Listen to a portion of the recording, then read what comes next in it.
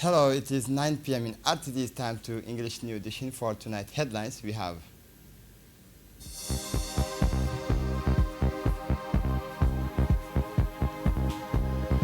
The Ministry of Youth and Cultures went to Tejora for the ground laying ceremony for the new Sagarlu Community Development Center. For the international scene, the IOM is monitoring the shipwreck off the coast of Mauritania and reports 143 people dead. Welcome to our newsroom. The Republic of Djibouti condemns the statement directed against the brotherly Kingdom of Saudi Arabia, which aimed to distort its regional role and undermine its effort to strengthen security and stability in the regions. The Republic of Djibouti reaffirms its full solidarity with the Kingdom of Saudi Arabia and commended the positive and central role it plays in consolidating regional security and peace, supporting political solutions to conflict, and promoting dialogue and cooperation among the countries of the regions, all in the service of the interests of their people and the preservation of their security and stability. The Republic of Djibouti further affirms that the continued escalations in the Red Sea, as well as the attacks targeting the security of international maritime navigation, constitute a grave threat to regional security and stability, jeopardize freedom of navigation and international trade, and directly harm the interests of the peoples and countries of the regions. This situation requires concerted regional and international effort to preserve the security of vital shipping lanes and ensure their safety. The high-level Djiboutian delegation is continuing its meeting with the Italian authorities. The Minister of Economy and Finance responsible for industry, Elias Moussa Dawale, was received by his Italian counterpart, Giancarlo Giorgetti, marking a historic first between the two ministries. He was accompanied by Ambassador Idris Abdo Ali, Djibouti's permanent representative to the United Nations agencies in Roma. This meeting is part of a long-standing cooperation between the two countries, exemplified by Italy's support for the Balbala General Hospital since the 1980s. Discussions focus on strengthening the strategic partnership, particularly in the area of maritime security in the Red Sea through the European aspired submissions to protect submarine cables and combat irregular migration networks. On the economic front, the Djiboutian Ministry presented the ambitions of the ADEG National Development Plan 2025-2030, which aims to consolidate Djibouti's positions as a regional logistic hub, particularly thanks to the performance of its port ranked among the most competitive in Africa. Discussion also focused on closer ties with the Italian Mattei Plan for African development, which with the shared priorities in renewable energy, geothermal, solar, wind, water management, and smart agriculture. Djibouti aims to achieve 100% green electricity by 2030. On the financial front, Djibouti called on Italian banks to invest in the countries and propose guarantee mechanisms through the SACE agency to secure private investment. Two major events were announced at donor roundtables dedicated to financing the ADEC plans and a bilateral Djibouti-Italy economic forum. At the end of the meeting, the two ministers agreed to establish a 3-year cooperation framework accompanied by regular technical consultations to monitor joint projects. The Minister of Health visited to the Minister of Health visited to the Health Summit in Ghana.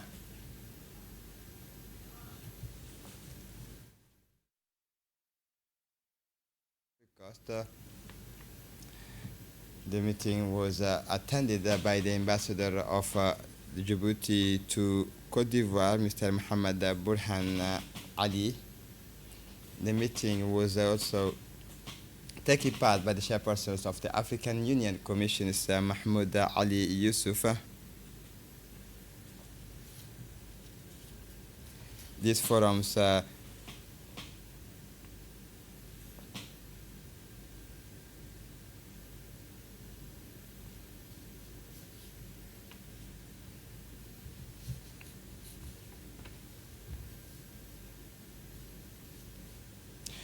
The Minister of Youth and Culture, Fardousa Moussa Ige, paid a working visit to the Tajura regions on Wednesday to assess initiatives supporting youth cultures and the development of socio-cultural infrastructure, accompanied by her technical advisors and the Director Regional Development. The Minister was welcomed by the Prefect of Tajura, Mohammed Hamid Abbas, and the President of the Regional Council, Idris Ambassa Mohammed, before participating in a working meeting focused on the region's development priorities. During her visit, Ms. Fardousa Moussa Ige also met with the local dignitaries and the Majlis of the Sultanate of Tajura. Discussions centered on the preservation and transmissions of cultural heritage to younger generations. The minister commended the role of traditional authorities in safeguarding national cultural identity and reaffirmed the government's commitment to supporting initiatives that promote Djiboutian cultural values. The ministerial delegation then visited the Community Development Center in Tajura, where the minister learned about the activities carried out for the benefit of the local population. She encouraged the center's leaders to continue their effort to make it a space for training, personal development, civic engagement, and the promotions of culture. The first day of the mission allowed for the strengthening of dialogue with the administrative authorities, traditional leaders, and local stakeholders, while reaffirming the ministry's commitment to pursuing a community-based approach to serve the people of Tajura region.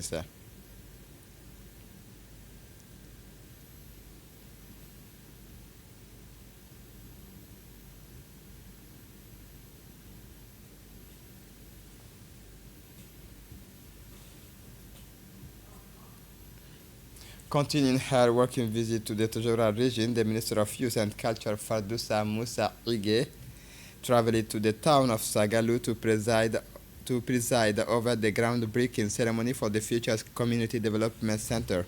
The ceremony took place in the presence of the regional prefect, Mohammed Hamid Abbas, Member of Parliament, Hussein Abdul Qadir, local elected officials, community leaders, representatives of civil society, youth, women, and a large crowd of residents who came to witness the event.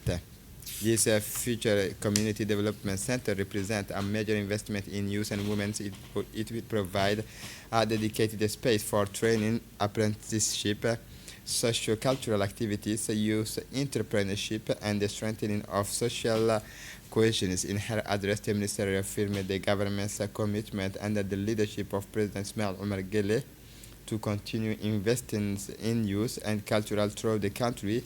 She also commended the mobilizations of regional authorities, community leaders, and the residents of Sagalu, urging them to embrace this future infrastructure so that it becomes a true space for personal growth, innovation, and the transmissions of cultural values. The laying of these foundation stones marks a new step in strengthening the socio-cultural infrastructure of the Tajura regions and illustrates the Ministry's commitment to bringing public services closer to citizens, particularly young people and women.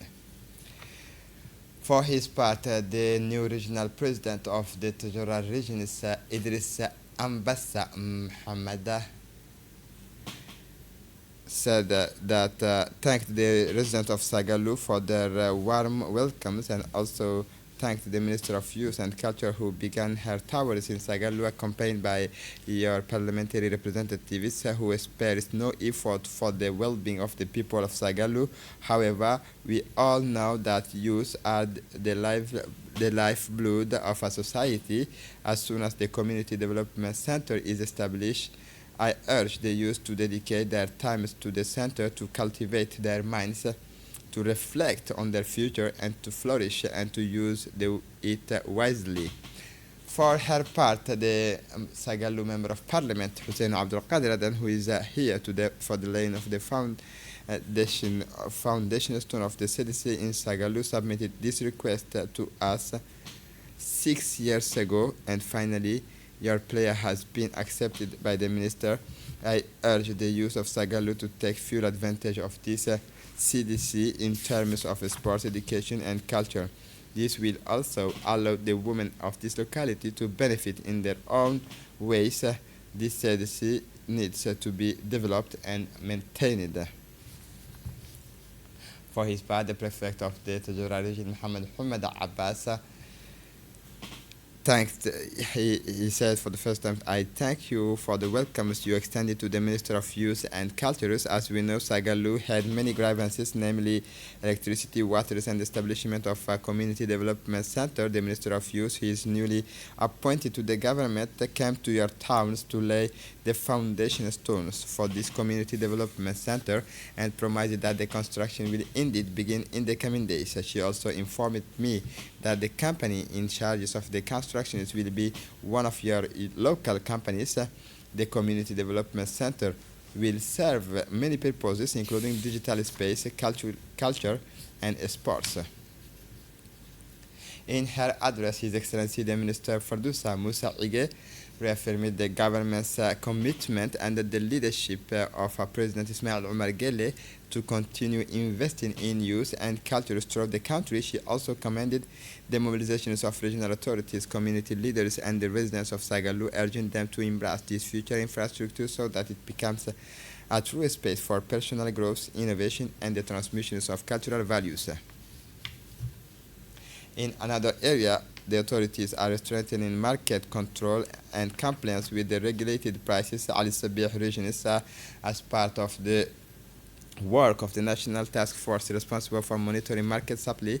The Ministry of Trade and Tourism launched an inspection mission in Ali Sabih region. This operation aims to verify the availability of essential foodstuffs, ensure compliance with approved prices, and remove product unfit for consumption from the market. Following the inspections, Ministry agents with the support of the National Gendarmerie seized and destroyed expired product. Sanctions were also imposed on several economic operators for speculative practices and non-compliance with price regulations. The Ministry of Trade and Tourism reiterates that any speculation price gouging and or sale of expired product will now be subject to penalties in order to protect household purchasing power and safeguard consumers. These enforcement operations will be progressively extended to all regions of the country to ensure market transparency and compliance with trade regulations.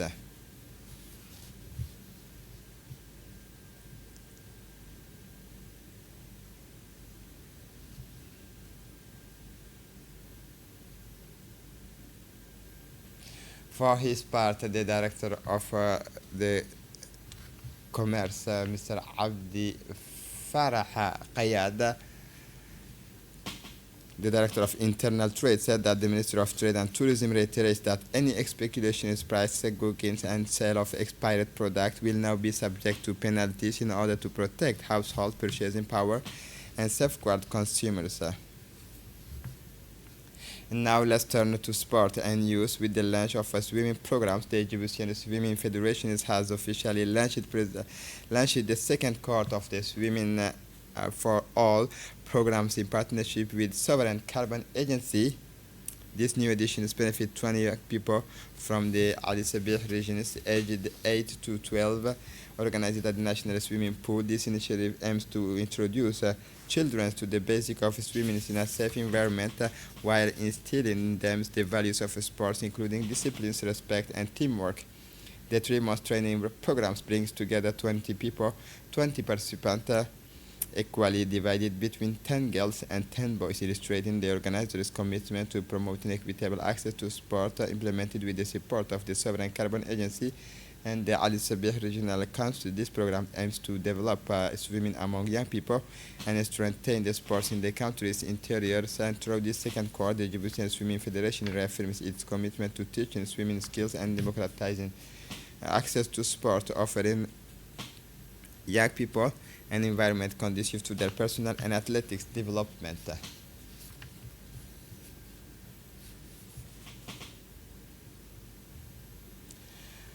For his part, the president of the Djiboutian Swimming Federation, Mr. Abdallah Mohammed Dini, discussed the objectives of this initiative. The 3-month training programs brings together 20 participants equally divided between 10 girls and 10 boys, illustrating the organizers' commitment to promoting equitable access to sport, implemented with the support of the Sovereign Carbon Agency and the Al Sabih Regional Councils. This program aims to develop swimming among young people and strengthen the sports in the country's interior regions. An incident also mobilized emergency services in Djibouti city. A fire broke out in the late afternoons within the grounds of the Humbuli cemetery. Alerted quickly, emergency services responded without delay and managed to control the blaze, preventing it from spreading to other areas of the cemetery. The mobilized teams then carried out safety and control operations to eliminate any risk of the fire, renting no loss of lives was reported. An investigation will be conducted to determine the exact cause of the fire. The authorities reiterate the importance of respecting safety instructions, particularly during this period of intense heat, to prevent the risks of fires in public space and sensitive sites. They also commended the professionalism and responsiveness of the emergency response teams, whose actions enabled them to quickly contain the fires. The Director General of the National Meteorological Agency, Mohammed Ismail Noor, represented Djibouti at the World Conference on Artificial Intelligence held from July 17 to 20 in Shanghai, China. At this event, the China Meteorological Administration officially launched the Ovamazu Djibouti 2.0 to Djibouti, an enhanced version of its all artificial intelligence-powered early warning systems. This new technology will significantly improve forecasting and warning capabilities with higher resolutions, forecast up to 3 days in advance, and better detections of extreme weather events thanks to artificial intelligence. Fangyan satellites and next generation radar. The systems is expected to be deployed in Djibouti by the end of the year to strengthen the protections of the population and critical infrastructure. On the sidelines of the conference, United Nations Secretary General Antonio Guterres held Djibouti as the first African countries to benefit from this cutting-edge technology, and congratulated the Djiboutian authorities and the National Meteorological Agency for this major achievement. For the international scene, the US and Saudi Arabia are strengthening their cooperation in energy sector. The US and Saudi Arabia have concluded a 10-year civil nuclear cooperation agreement, paving the way for the development of the Saudi nuclear program. The agreement notably provides for the construction of civilian reactors and the strengthening of the kingdom's energy capacity in compliance with the international non-proliferation commitments.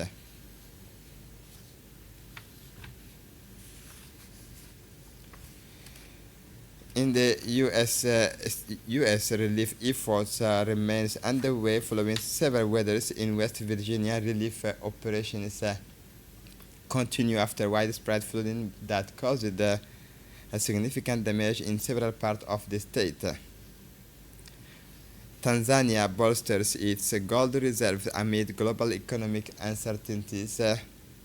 Tanzania is bolstering its gold reserve to strengthen its financial stability in the face of global economic uncertainties. The central bank reports having accumulated nearly 28 tons of gold in 80 months as part of a strategy to diversify national reserves. And this is it for the news. Thanks for watching us. Have a good evening.